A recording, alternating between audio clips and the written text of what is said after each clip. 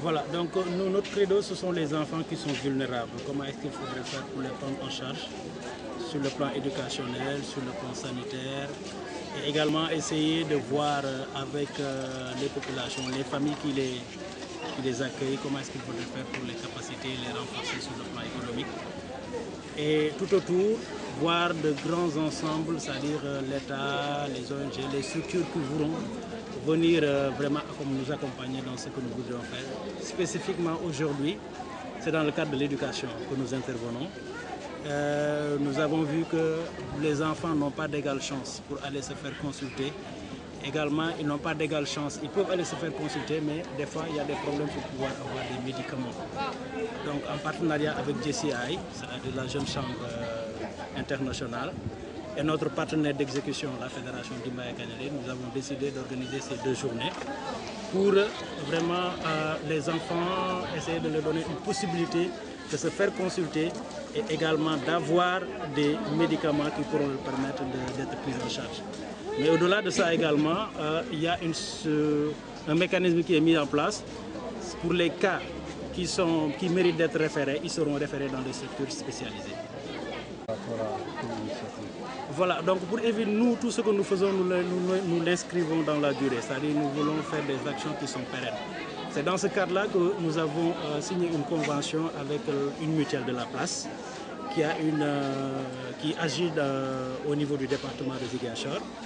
Et tous les enfants qui sont dans notre système, ils sont pris en charge. Ils ont un carnet et il y a des structures sanitaires avec qui on a signé des conventions qui prennent en charge les enfants à hauteur de pour le ticket, les enfants ils payent les 30% et les 72% sont supportés par la mutuelle.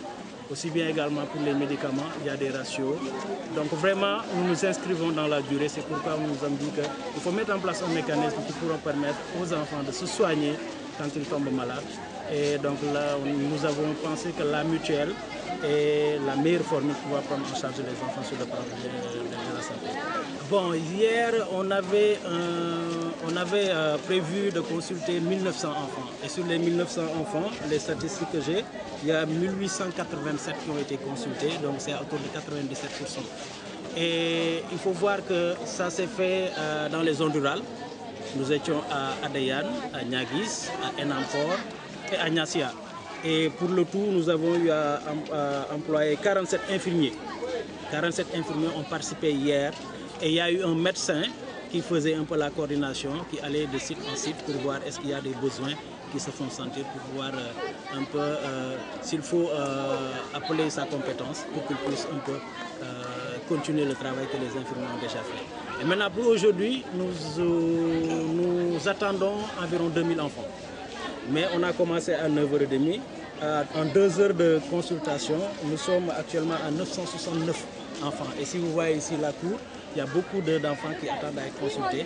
Et actuellement, aujourd'hui, on a 57 infirmiers et 5 médecins qui sont opérationnels. Au total, ça fait... Au total, donc, si vous avez, il y a 1887 et 429, 469, je n'ai pas fait le total, mais vous verrez. Donc, c'est 1887 plus 469. On est là jusqu'à 18h. Donc, les 2000, on les attend, ils seront là. Mais tout en sachant que ce ne sont pas seulement nos enfants, c'est-à-dire les enfants qui sont dans notre système qui vont consulter. Même si les autres enfants viennent, ils seront consultés. Et vraiment, s'il faudrait les référer, nous les référons au niveau des structures spécialisées. Quels sont